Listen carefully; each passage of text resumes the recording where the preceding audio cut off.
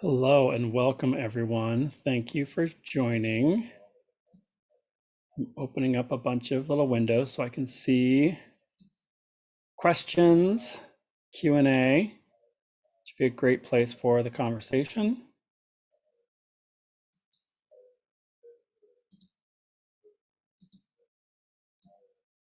Of course, I need to see my presentation too.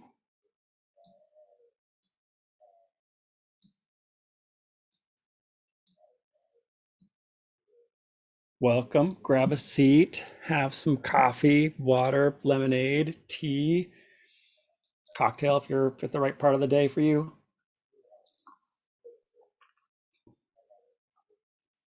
It's where I mix and mingle with people as they're entering the room.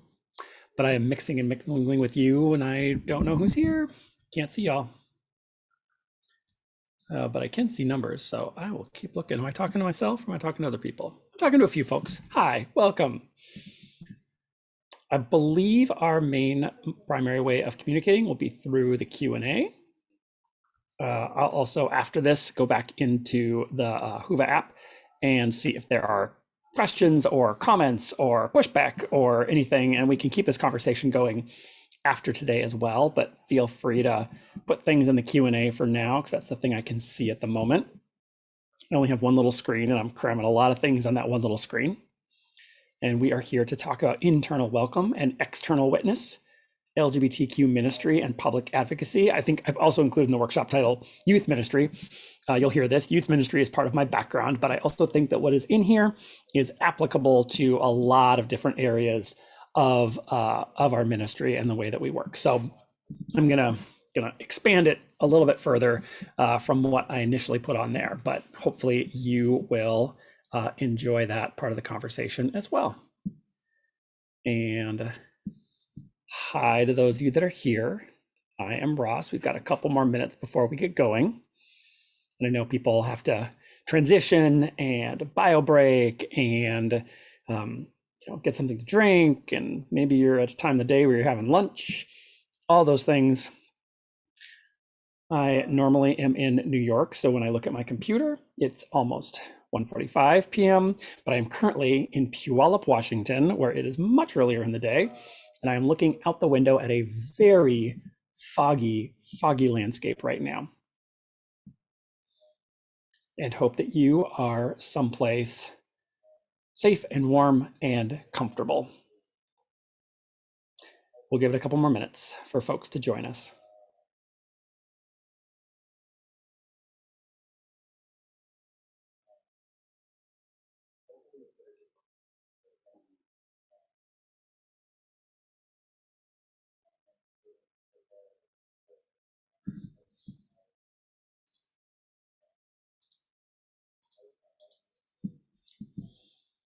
When we get to it later, I may put a few things in to see if they can get shared with you all, which I think will be helpful and important. I like providing things like links so you can visit stuff right away or open it on multiple tabs, especially on virtual meetings like this, where I can't have like a handout or anything like that. But I do believe we created a handout for this as well, which you should have gotten access to. And if not, message me, happy to share it with you. One more minute, how we doing? How we doing, folks? I don't know how you can answer that question, but hopefully you're in a good spot. And we are at 1:45 Eastern, 12:45 Central, 11:45 Mountain, 10:45 Pacific. Sorry, that's all the time zones I'm going to do. So I feel like we're in a good spot where we can probably get going. And I'm just checking to see. We've got some folks that are here. That is great. Once again, I'm Ross Murray. I'll talk about myself in a second. This workshop here is internal welcome and external witness, LGBTQ ministry, and I put youth ministry in the title here as well. I'm going to expand it beyond that to LGBTQ ministry and public advocacy.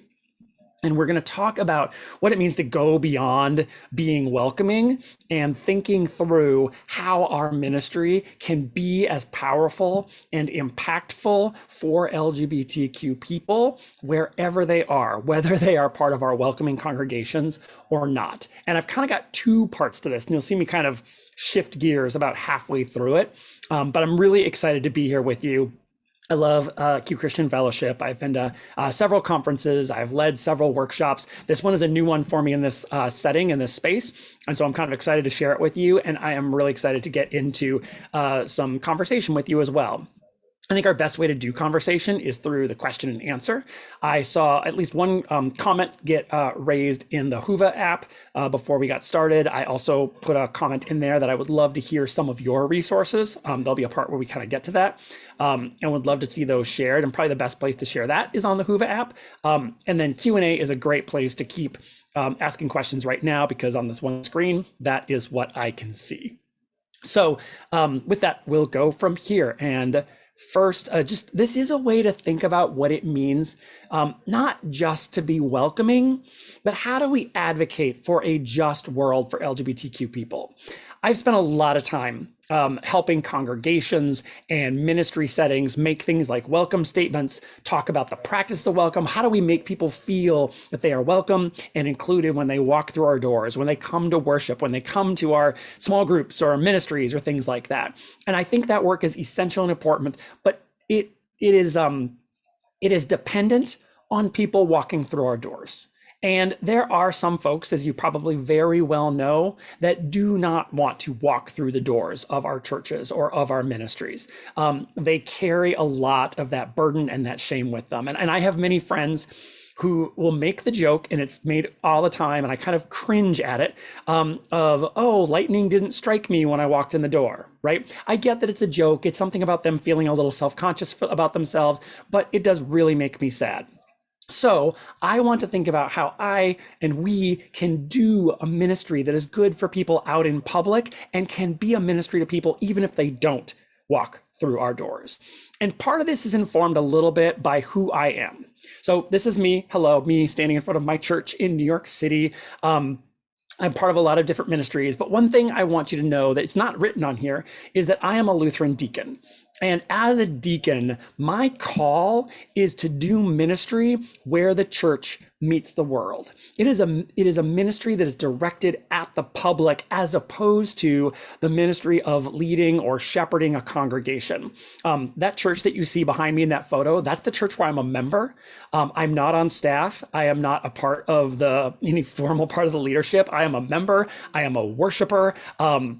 This is where I go for spiritual fulfillment. My ministry is actually a calling to do LGBTQ advocacy through the organization GLAAD, which many of you probably are familiar with. It does a lot of work with the media and LGBTQ representation in media and what sort of difference that makes in culture. Additionally to GLAAD, I also run an LGBTQ youth ministry called The Naming Project. It also is a summer camp. And I recently wrote a book that is about LGBTQ youth ministry, which is called Made, Known, Loved, Developing LGBTQ Inclusive Youth Ministry. And I'll put some links to some of those things in the chat once I get a chance to take a breath. And so the part of what I'm going to talk about here is informed from that. In fact, this topic here comes from one of the chapters where I've sort of taken people through, this is how you can affirm LGBTQ youth, how you can welcome them, how you can help them grow into who they are, but then also say, but not all LGBTQ youth are in your congregations or in your youth groups. And so we have to start thinking outside. And that's the case that I'm going to make for us here over the course of the next almost an hour now. If you want to learn more about me, there's my social media in lay terms, active on Instagram and Twitter. And I've got a website, rossmurray.org. It's largely around the book, but I can talk about some of those things as well. So there's two sides of this. And I want to kind of first start to understand, let's just start with this assumption that you have created a welcoming space. You've made your ministry, you've made your church a safe and affirming place for LGBTQ people. Maybe you've made a statement of welcome. Maybe you're part of one of those lists or those rosters of reconciling in Christ or open and affirming or something like that. And you're on a list where someone can look you up and say, that is a welcoming and affirming church. I'm kind of operating under this assumption you've done a lot of that kind of internal work that makes sure that if someone does come in and experiences your congregation or worship, that they are going to have a moderately good welcome experience and not hear themselves being condemned from the pulpit or from any of the ministries or even from the other members as well. So if you have done that, then yay, congratulations. You are probably an oasis for what is probably a fairly hostile world for LGBTQ people. And I don't want to, thank you, Spencer. I don't want to minimize the impact here, because we need welcoming congregations. We need welcoming ministries, because sometimes the town or the city or the state, or in some of you, the country that we're in, is not a safe and welcoming place. And our church can be that spot of hope, a spot of fulfillment. And that is important. And so doing that internal work of making your congregation welcome is essential, even if what I'm going to do is kind of push you a little bit beyond that. And so I'm going to talk about the fact that there is more for us to do besides just make ourselves welcoming and assume that people can come to us and will find us, and to try to get over those barriers of what it means to be a part of our congregation. This has to do with the reputation of the Christian church, which from an LGBTQ perspective, in addition to a lot of other perspectives, has not had a good history of treating difference with dignity and respect. We have been part of capitalism. We have been a part of colonialism. We've been a part of racism. We've been a part of homophobia. We've been a part of transphobia. And I say that as a Christian, right? I am embodying this even as I'm trying to work to make it change. And turning that around does start at home. It starts in our own ministries and our own congregations. And yet, I want us to be a public ministry and a public witness to the ever surpassing understanding love of God that will apply to people, even if we are rejected by other humans. And so that is where the crux of this congregation, this workshop is going to go. How to think through doing that for yourself individually, like I'm doing for myself as a deacon, or how you can do that as a congregation or as a ministry or as an organization or as just a group of people who care, and to be that public, faithful witness and pick up that mantle that we have seen of faithful advocacy that you've seen exemplified from people like Dr. Martin Luther King, and take some of those skills and that mindset and the language that you use and apply that to the things that the world really desperately needs today. So one way to start to think about this is your partners.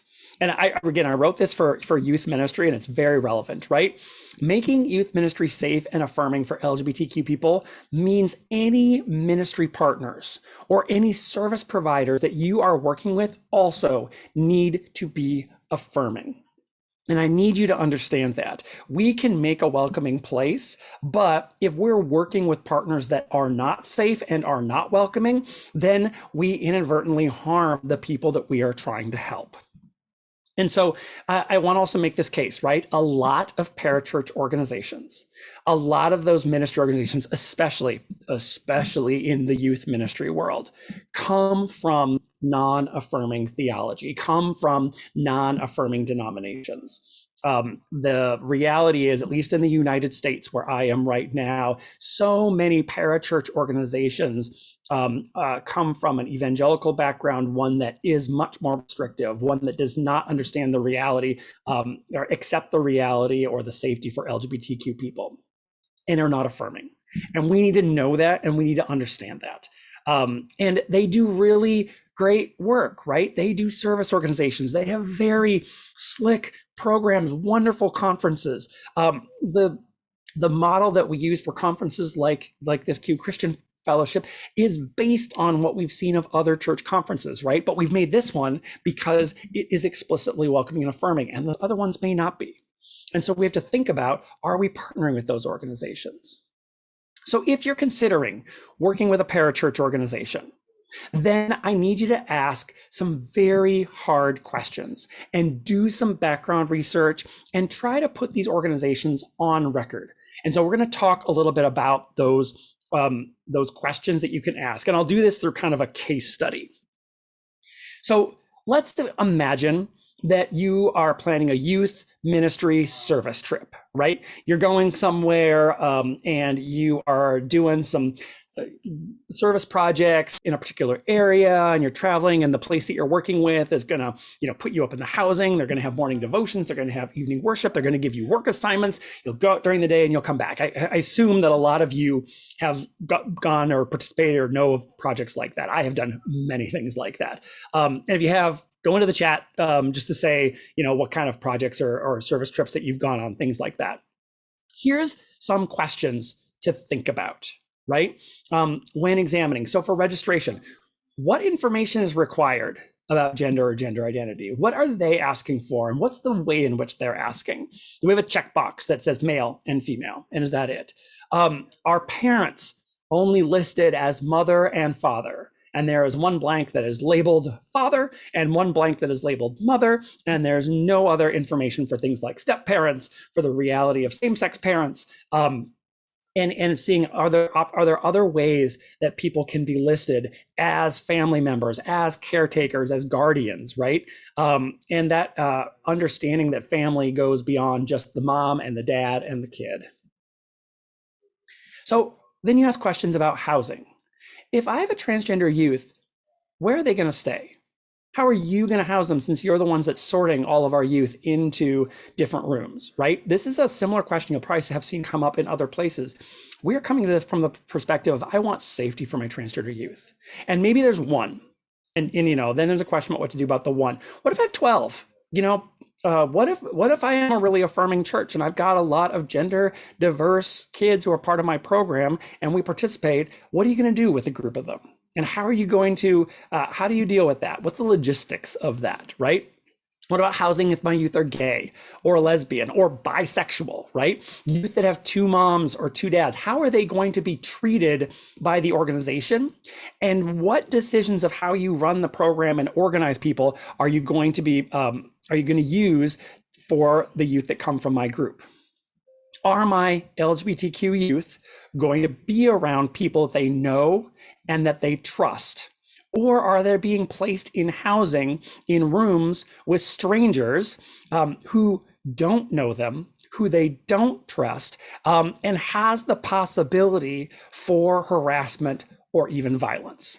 And I want to flip the switch here. I feel like every time that we have always talked about this, and the questions that we get at the naming project are so much about how do you do housing with LGBTQ youth. The assumption that so pervades our society is that LGBTQ youth are the ones to be distrusted. They're the ones that are going to make other people uncomfortable.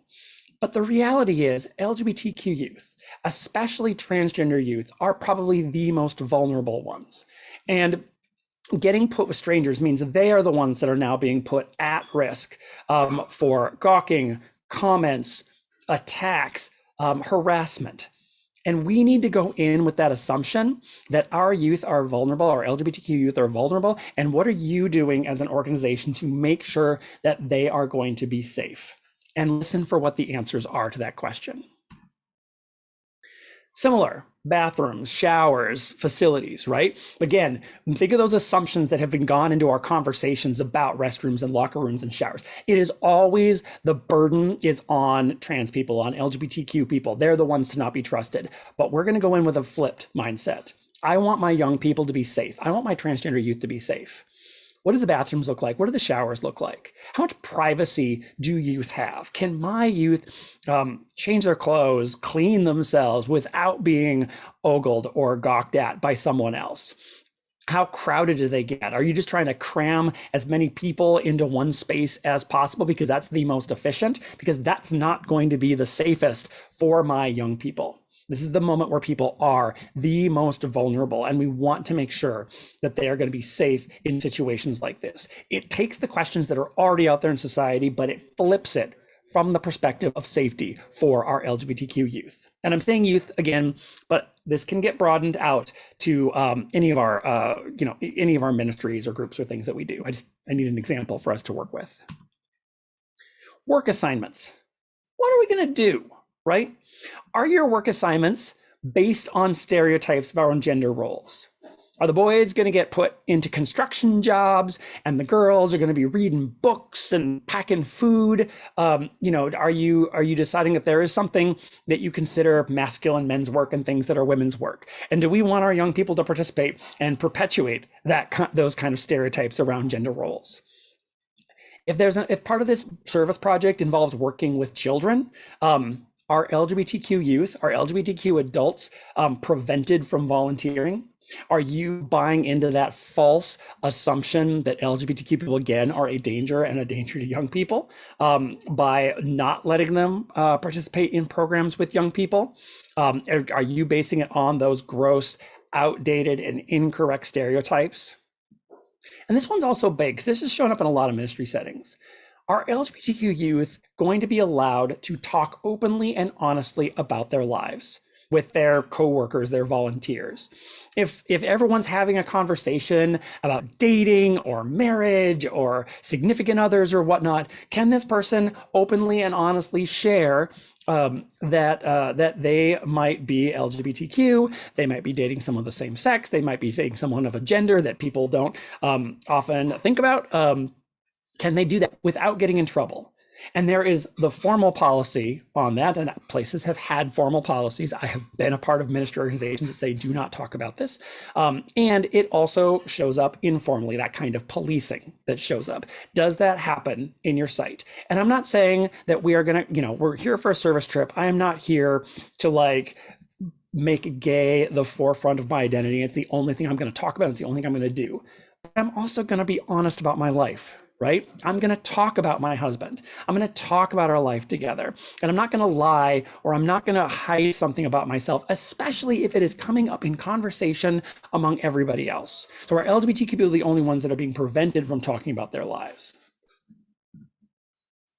And what theology and worship and devotional experience is going to happen, right? That morning devotion, that worship at the end of the day with a recap. What is the theology that is grounding those gatherings? Who are the people that are going to be leading or preaching? What's their background? What's their theology? What have they said about LGBTQ people in the past? They've said something horribly anti-LGBTQ. Good to know. Maybe I don't want to put my young people in that situation. If they've said things that are affirming, also good to know. Maybe those are folks that I want my young people to hear. If they've said nothing, that gets hard, right? We don't know what someone is actually feeling if they haven't said anything.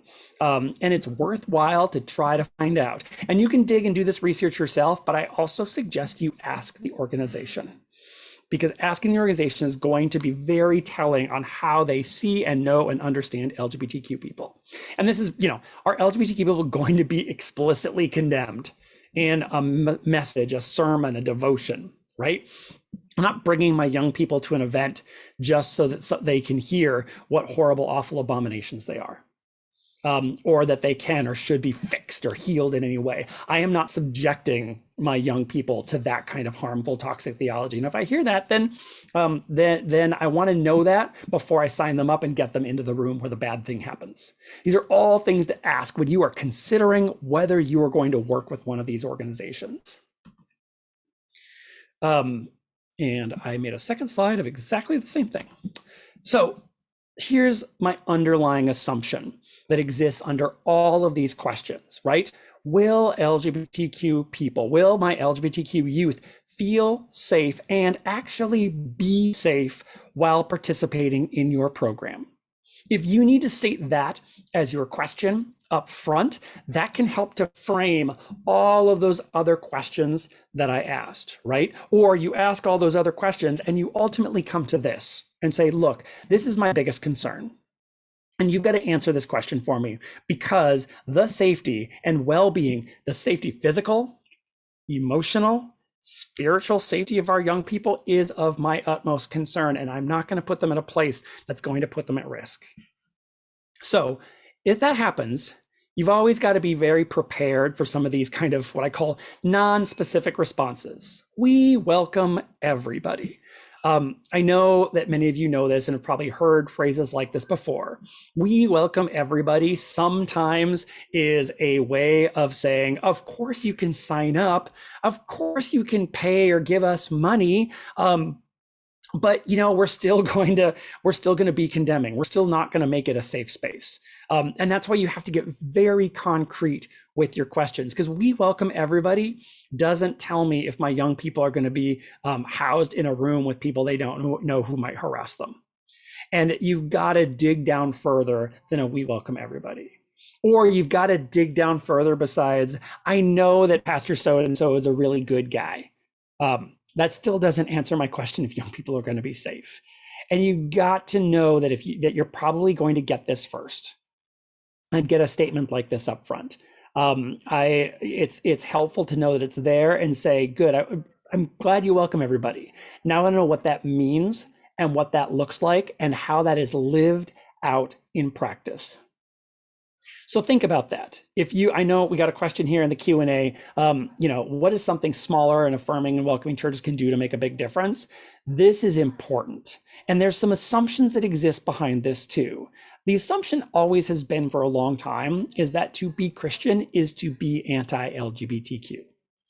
And you are not that, right? Daniel asked this question. Your small congregation is affirming and welcoming. And these ministries need to know that and need to hear that. They need to understand, because we live in a capitalist system that is very transactional. They need to know that they're affirming churches that say, I'm not participating in your program because I don't think our people can be safe there. You're going to lose out on our numbers, our people, our money, because you're not an affirming place.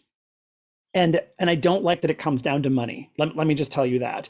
But I also recognize where and how our society is built today, and we are going to use whatever levers are available to us. We are going to be my favorite cynical Bible verse is, we will be as innocent as doves and wise as serpents. We just got to know this is how it operates, and we know that things should be better, but we're also going to use what tools exist at our disposal.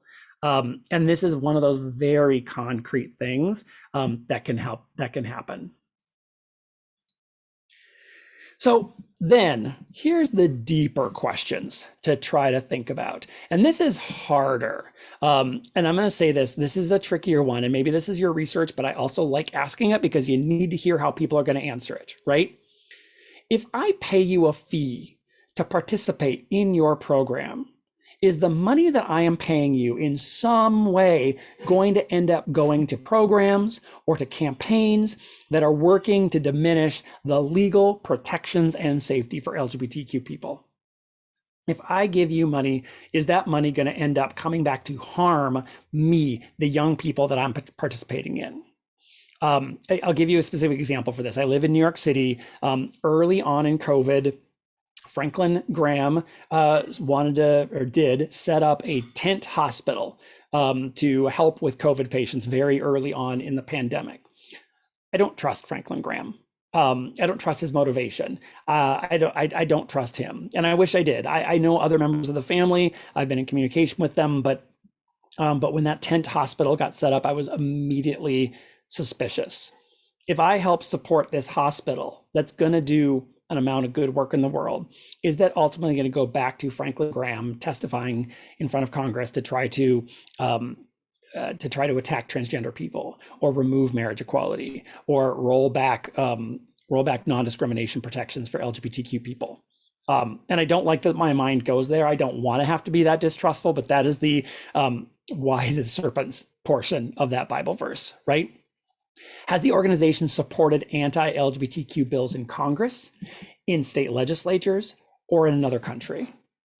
And that's also important to ask, right? We are at a time, I'll talk in a little bit right now about where we are as the United States and what is happening around the world, and who is connecting and involving with that. And it's so odd how sometimes these innocuous ministries, like a tent hospital that will care for COVID patients, can ultimately come back to be support for these anti-LGBTQ bills that can harm people.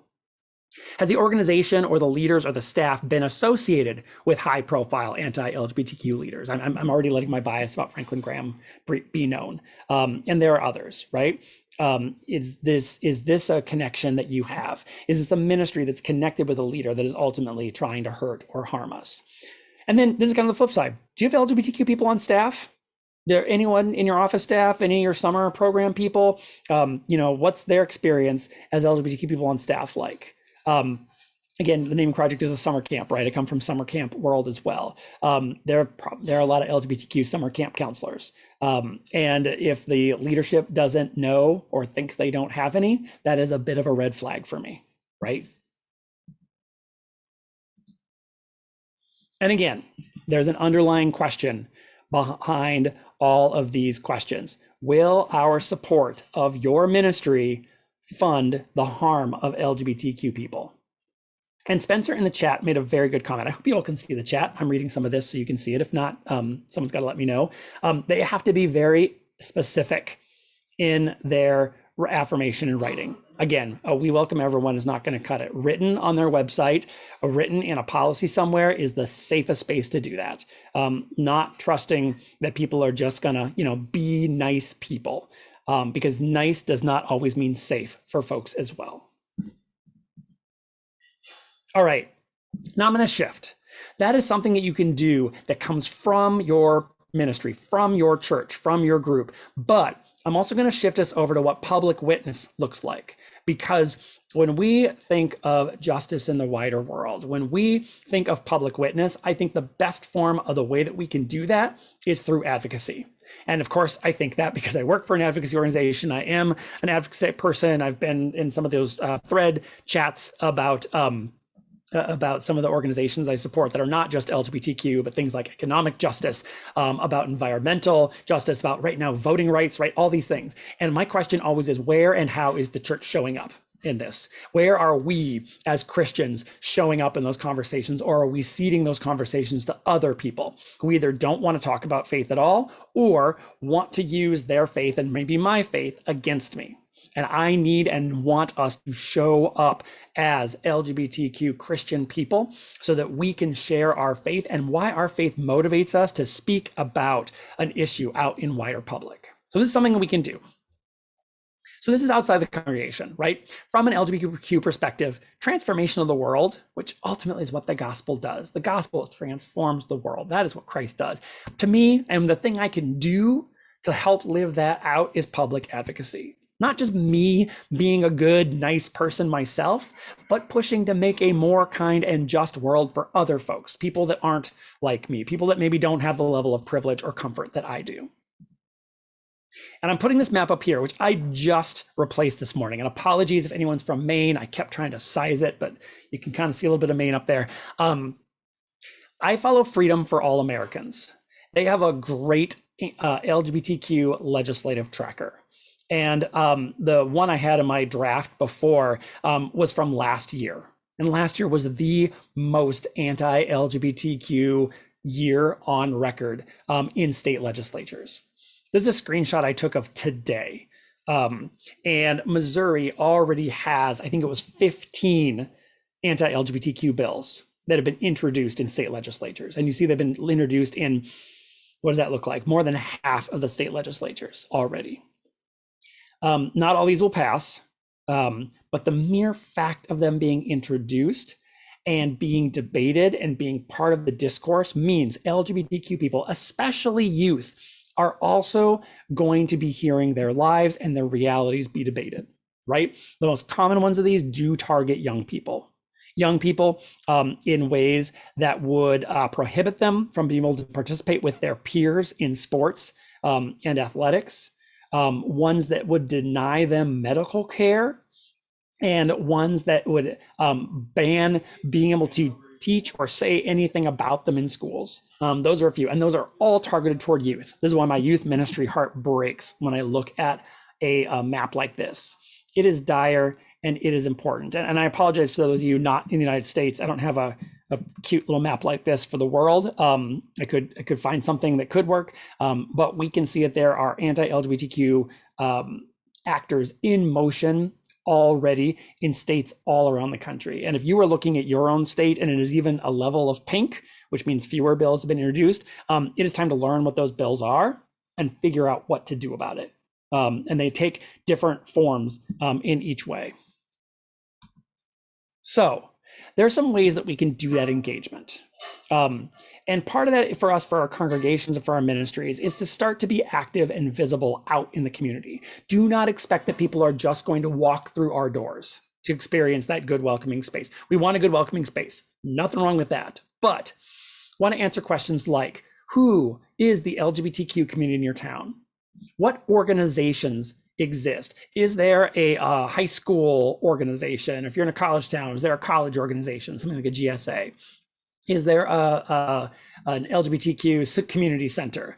Are there other programs that exist in your community? Who is their leadership? Who are the LGBTQ leaders in their town? If they're having public gatherings, show up, listen, say that I am a member of God's Love for All Christian Church, and I want to see how I can be helpful. And to see we as a church want to be helpful.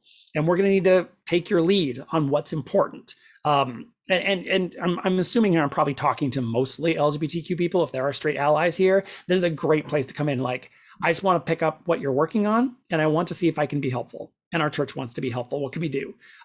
Those kind of conversations can be big. Maybe they need a gathering space. Guess what? Churches are great gathering spaces. We've got big rooms that hold larger numbers of people, right? We've got fellowship halls. Maybe they need food for volunteers, and churches are good at putting together food. Maybe they need bodies to show up at a rally or at a school board meeting or something like that, right? And we can help do that as well. So then we engage with that culture and that community, and we continue to show up where people gather as affirming and loving LGBTQ and allied Christian people and our congregations and our ministries at the places where people are gathering, right? And that includes where decisions are being made. Things like city council meetings. Show up.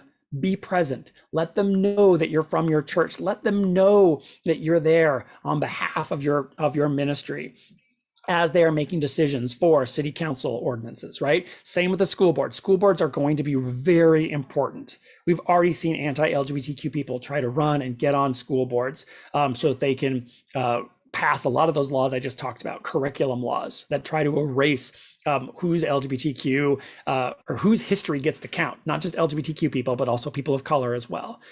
You showing up and being present as a church at those school board meetings, both to encourage the pro-LGBTQ moves and also to be a hedge of protection against anti-LGBTQ movements. The civic organizations, the Kiwanis and the Lions and the Rotary clubs and the town fairs and I don't know what you have, a blueberry festival or something like that, being present and being part of those gatherings as well. It does not have to just be a pride, right? Showing up as LGBTQ people in the community is also incredibly, incredibly important.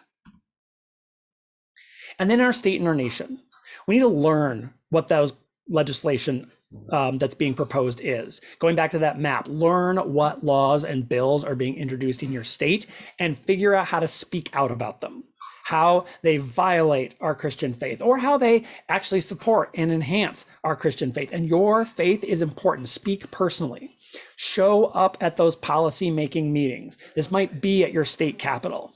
It might be, again, your city hall or your school board, and use the news to inform your Bible study and your practice. You can use what's happening out in the wider world and incorporate that into your sermons, into your Bible studies, and into the way that you preach and teach. And yes, that also means voting. We are in an election year here in the year of our Lord 2022 in the United States of America. There are going to be elections that happen later this year. We may not have all the candidates sorted out now. Being informed and being active and engaged and involved is going to be incredibly important. And making sure that we both can vote and that we can help make sure that our fellow citizens can vote. And I say that as voting rights restrictions are being passed all over the place right now too. We can speak out about that. I saw a question in the chat from April that said, what was the organization that the map was from again? It is Freedom for All Americans. And if I can, I'm scared that I minimize the screen to go get the link, that you'll watch me do all the stuff. And I don't want to do that yet, but I will make sure that I pop that link in here when we get to the end of this, when we do some of our Q&A, and I'll turn off the screen and then I can, the screen share, and then I can share that out here with you all in the chat as well. But if you look at Freedom for All Americans legislative tracker, you can find it there. Thanks for the question. All right, here's what that can look like. And I'm going to give you a case study. Imagine being invited to a rally, a lobby day at the state capitol. When I used to live in Minnesota, Outfront Minnesota, which is the LGBTQ organization for the state, would organize a lobby day, right? Go visit your legislators. You can plan to go as a church. You can plan to go as a congregation, and you can do it in a way that is incredibly faithful and can also inform your Bible study, even as you publicly engage. Thank you. Spencer is like on top of it. Spencer, thank you so much. You're adding all the links that I do not have the time or ability to do right now. So before you go, spend some time in study and discernment and prayer and preparation, right? Talk about what you are lobbying for and against, which you will get from the state organization, the Outfront Minnesota or wherever you're from, and talk about how those things line up with the gospel, with your congregational values. You can even do Bible studies with the relevant themes or the passages that may fit what we talk about. And I don't have enough time to go into a big, broad using the Bible here, but we can find biblical stories and themes and passages that address, or at least talk about the themes that show up in everything that we're talking about here. Study the issue, study what is being debated, talk about who's being helped, who is being harmed, who's being erased. And again, that reinforces our gospel values and our congregational values. And our Bible studies can help to inform how we can talk about these issues and how we can inform ourselves about these issues. You can do things like make signs with those Bible passages that you will bring to the rally, right? Things that support non-discrimination. You can put up some Bible verses that talk about causing one of these little ones to stumble. Be greater if a millstone were tied around your neck and thrown into the sea, right? Let the children come to me and do not prevent them. You've got Bible passages that will work, and they will fit on a sign, and you can hold them at your state capitol in that rally outside, and make sure the Bible verses that people see are ones that are loving and affirming and point to God's love and justice for the world, not just ones that exist for people that are used to harm us. And then script out and plan out and think about what you want to say to your lawmakers. Think, if I got like 2 minutes in front of them, how do I tell a story about how I learned about God's love and justice for LGBTQ people, and why I think that this law actually violates my faith, my religion, my sincerely held religious beliefs. And if the lawmaker says that they are of the same religion that I am, because a lot of them say that they're Christian, then how that probably violates their faith as well. And you can put some of those Bible verses in there as well. Always, I'm big on put Bible verses in everything. It's always really helpful and supportive. So at the rally, you're now at the state capitol, standing outside on the lawn or something like that, right? Make sure people know that you're Christians that support non-discrimination. The assumption is that Christians are on the side of discrimination. I'm sorry, but it is true. And so the burden of proof is going to be on you, on me, on us, to make sure that people know that it is my faith that is driving me to support non-discrimination in ways that we do not add an additional burden or a harm onto LGBTQ people. You can do something as kitschy as wearing congregational t-shirts, right? First Lutheran Church of God's Love, and the whatever you got, and then show up at the rally and make sure people see and hear and know that. Maybe they'll be like, hey, I didn't know that your church was that affirming. Maybe that's a place I can try. There's a little evangelism thing that happens there too, right? And then, a lot of these rallies have speakers, stuff like that. Listen to the speakers and listen for their statements of faith and values. There probably are going to be faith people that do speak, faith leaders that do speak at these rallies, but you'll also hear those themes show up even if someone is not explicitly identified as a faith leader. And you can listen for that, those references, those comments, and take note of them, because There's always follow-up, right? You don't just go to the thing and then have it be over. When you're done, go back to church. Maybe that day, but if it's a long day, come back later and just have a conversation, a debrief, a discussion question. What was empowering about the day? What was difficult about the day? Why might someone not support or resist non-discrimination? And what are the arguments that might change their hearts or change their minds? How are you what reactions did you get as Christians at the rally? And one other question I said, what phrases and ideas and themes of faith did you hear show up? And do those religious messages match with your understanding of a God who has created us and knows us and loves us deeply, right? And then obviously close in prayer, because your participation in the rally is not the end of it. And God is going to continue working through you and through the lawmakers and through those statewide LGBTQ organizations that are doing all this work. And we continue that in prayer. That is a way that you can make your participation not just a thing you do in addition to Bible study and small groups and worship. It actually is an experience of worship and small group and Bible study.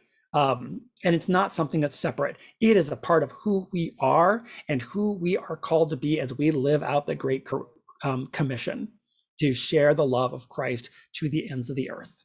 And the ends of the earth sometimes is going to include our state capital, to folks that maybe think they know about the love of Christ but need to learn a little bit more. So this is where I want my interactive part, and we've got some time to do this. You don't have to do this alone. I realize that I've given you kind of two different themes and ways that you can interact, and you can choose one of them. You can do both of them, quite frankly, because they're pretty easy.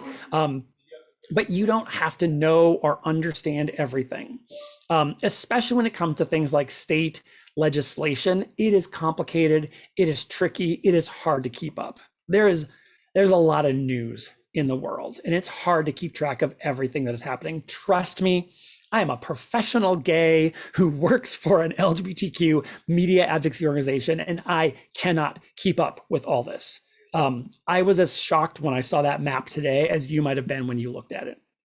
And so you don't have to do this by yourself, and you should get yourselves lined up with organizations that can help you along. Some of those organizations are going to be faith-based and explicitly talk about faith, and some are going to be secular. And I think that both of those are helpful. And this is where I want to start inviting you in the chat. Since now I know you got the ability to access the chat, I want you to list out some of those good organizations that are worthwhile to learn about what is helping and learn about what is happening with the LGBTQ community, maybe in your state, maybe in your country or our country, or who are the ones that are giving you really good tools for what to do. I'm going to try to stay nonpartisan here because GLAAD is nonpartisan, Q Christian is nonpartisan, so we're not going to talk about political parties per se or even specific candidates, although I have opinions, and if you want to get to me outside of this, I'm very happy to discuss that with you as well. But a few things to think about. I already shared Freedom for All Americans is an organization that is focused on non-discrimination. That legislative tracker that Spencer so helpfully put in the chat is probably what I think is one of the most helpful things to know what's happening in your state and to get a snapshot of the whole country. And every state has some form of a statewide LGBTQ advocacy organization. And so make sure that you are following your state and local LGBTQ organizations. I can't name them all. This is where and why I want you to put in the chat the ones for you. If you just know the name or if you got the link, that would be really great too. And also to follow organizations that are looking at this nationally. Some of the biggest ones, if you want to follow things that are happening legislatively or politically, the Human Rights Campaign is probably one of the best organizations that works with that. If you're thinking of volunteering and joining a campaign for or against a law, I think an organization like the National LGBTQ Task Force is really good, and they work really well on state and local issues.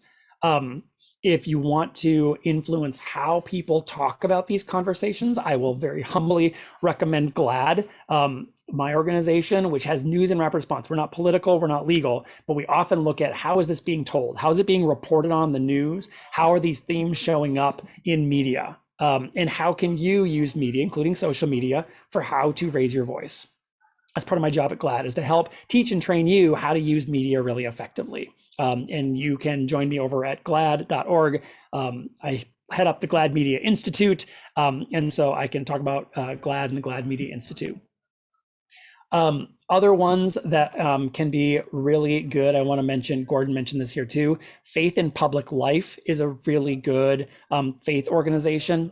The Center for American Progress has a really good religion program, as well as stuff that's outside of religion. And it operates on several different topics. So if you care about more than just LGBTQ stuff, Center for American Progress, CAP is also can be a really helpful one as well. I see Gordon here named Equality Florida. They do incredible work, I gotta say. I've always been really impressed with Equality Florida, and I know Florida can be a really hard place to operate, but they've got really good leadership and really good volunteers that are helpful to note.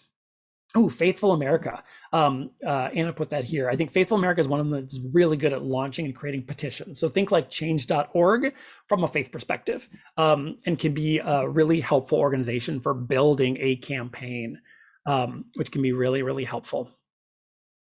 You can see the Washington State Local Legislature Interfaith Advocacy, working with other faith leaders for and against policies. Someone that I've worked with for those of you in Washington State, and I mentioned if you were on here at the beginning, I am currently in Washington State. One of my dear colleagues who has been with me in this movement and has worked with the Association for Welcoming and Affirming Baptists, and has also done training with me through GLAAD and the GLAAD Media Institute, is now Governor Jay Inslee's LGBTQ liaison. And so is a Baptist minister, now doing LGBTQ work for a government official.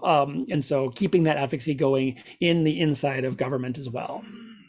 Faith Action Network, Faithful America, Equality Loudoun County, really good for local school board. If you don't have an LGBTQ center in your town, there's an organization called Centerlink that is the Association of LGBT Community Centers. LGBTQ community centers are incredibly impactful. And I know the ones that probably get the attention are the ones like in New York and Los Angeles, because they're big and they're super well funded and they're really big. The ones that are working on the local level have so much impact. They try to run programming that is going to help and support the local community. And sometimes that's going to be AA groups or stop smoking, or sometimes fellowship parties and events. A lot of mental health work, a lot of work with aging populations. They partner with SAGE, which is an LGBTQ aging organization, and that is one to also look at too, to see which ones are local in your area. Ooh, someone's put a link here to Clue Justice, which I do not know, but I am super excited about that. There's a lot you can do. The Reformation Project, I want to make sure that I mention them as well. They are an organization that does a lot of biblical work, both for churches, but also out in society as well. So there is no end to the resources that can help you do this. And you just need to find or follow some of those organizations that can keep you informed about what is happening, and sometimes give you the action to do. And that action can be tweet this, it can be write your senators, call your senators or representatives or whatever. And those actions can all be taken. And I always try to adjust my script to make sure people know that I'm a Christian, that they know that I'm a deacon, and that I am motivated for justice because of God's love and justice and mercy that has been poured out upon me. Oh, thank you so much, Jess, for this comment, which I love. So yes, good organizations. And I think these can be really, really helpful. I am also very happy to follow up with you or your church or have these conversations. I'm going to be doing a forum in a month for a congregation that has been welcoming for a long time. They're one of the first welcoming Lutheran congregations that was on this roster that was created. And one of the staff people said, you know what, we haven't revisited this much. And the stuff that was probably important when we put this together in the 80s or 90s has evolved, right? And folks were looking at marriage equality. They were probably just focused more on gay and lesbian. And so what they want to do is kind of say, what's the stuff we haven't paid attention to? And what are the things that we can do as a congregation and focus on for our own education, making ourselves a welcoming space, and that we can engage out in public wider. And so I'm just going to go in and tell them, like, here's some things that probably you have missed or have grown or changed or developed since you put that together. And it's going to be wonderful. I'm really excited about it. Ooh, P flag. Thank you, April, for adding them too. I love this resource sharing. This is good. So with that, we've got about 10 more minutes. Please keep your suggestions coming in the chat. If you've got questions, we've still got another 10 minutes here just to discuss questions or thoughts or ideas and discuss, I'm gonna put quotes around that since it is me talking and doing a monologue and you've got to type some stuff.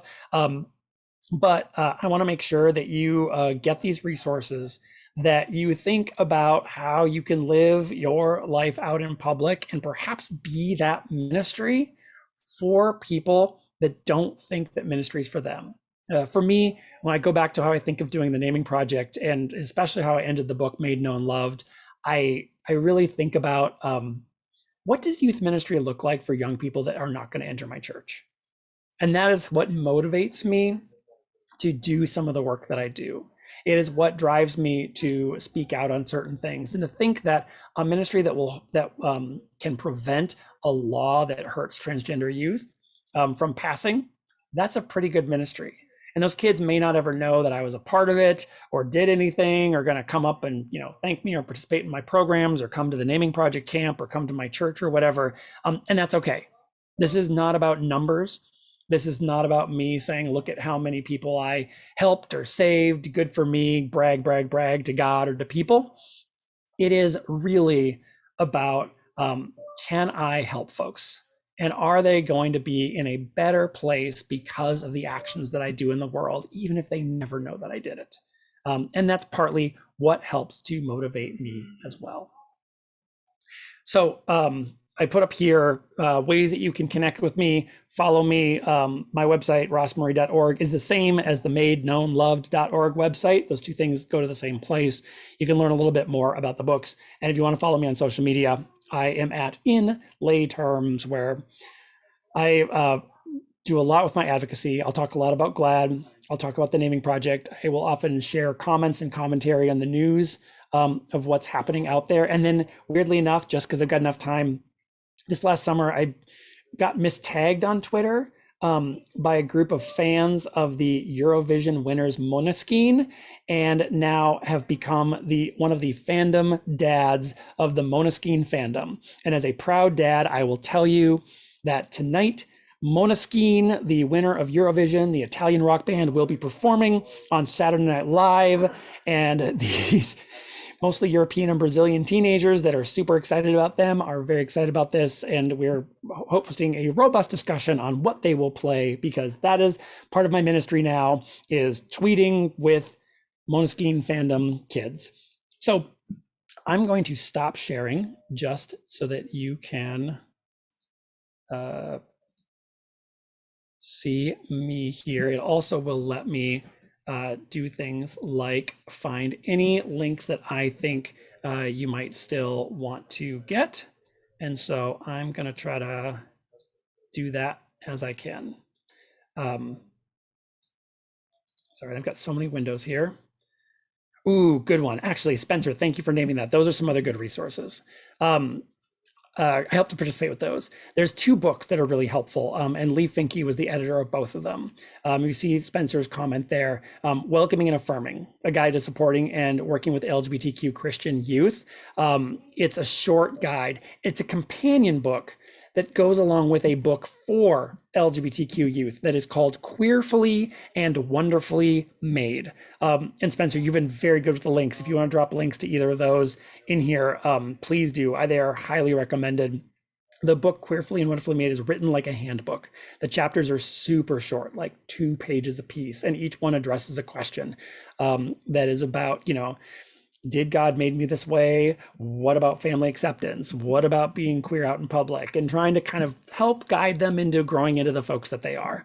And the companion piece, Welcoming Affirming, is for adults and for that are working with LGBTQ youth to kind of be the supplement to that, so that young people can have good mentors and guides for themselves out in public, and folks that can help them grow into the people that God made them to be.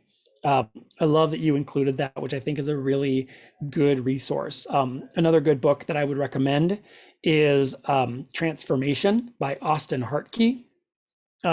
Which is a pretty good look at transgender Christians, themes that come from scripture, conversations. It's been really informative and helpful for folks who maybe don't know or get or understand transgender folks, if you're trying to reach other folks in your church. And sometimes good for transgender folks just to feel a little bit more affirmed in and of themselves. And so I hope that those ones can be helpful for you as well. And Austin, I'm going to type his name here because it's not spelled like the city in Texas, but spelled with an E. And so you can look him up there. I have to say, I'm so happy that you spent this time with me. Thank you for joining me for this workshop.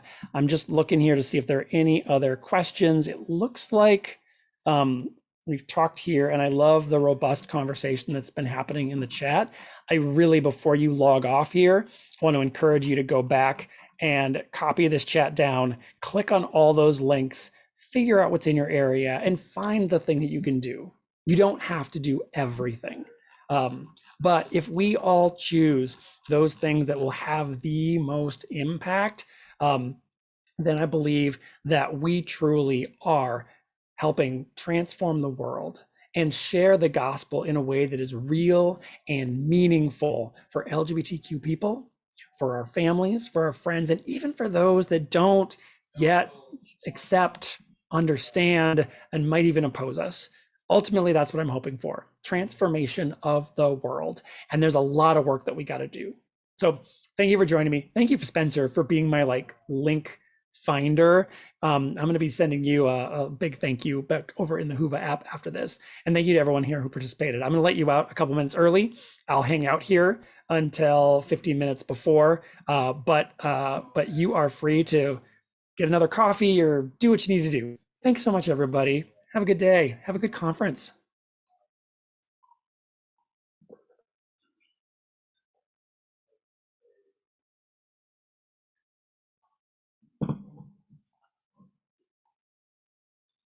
You are all very, very sweet. I appreciate it.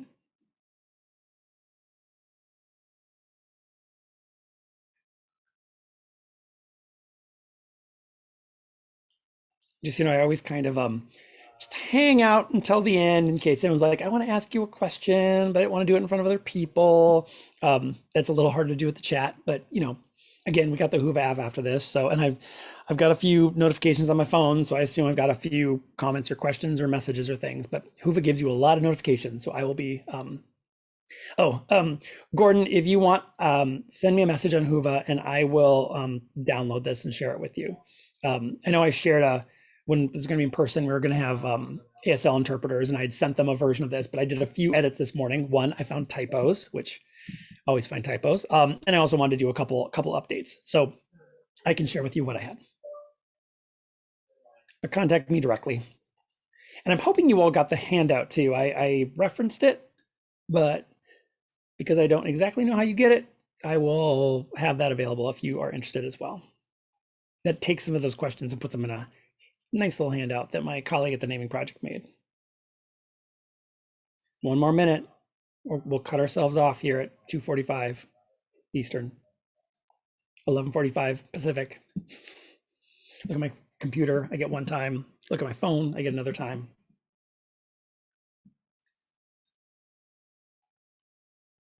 Thanks, Gordon. I appreciate it.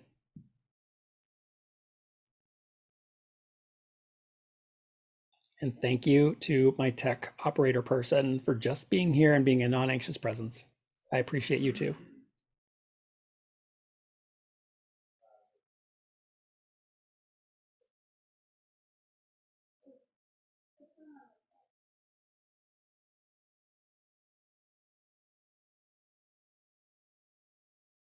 All right, we're at 45 after. So I am going to leave this and we'll end the session.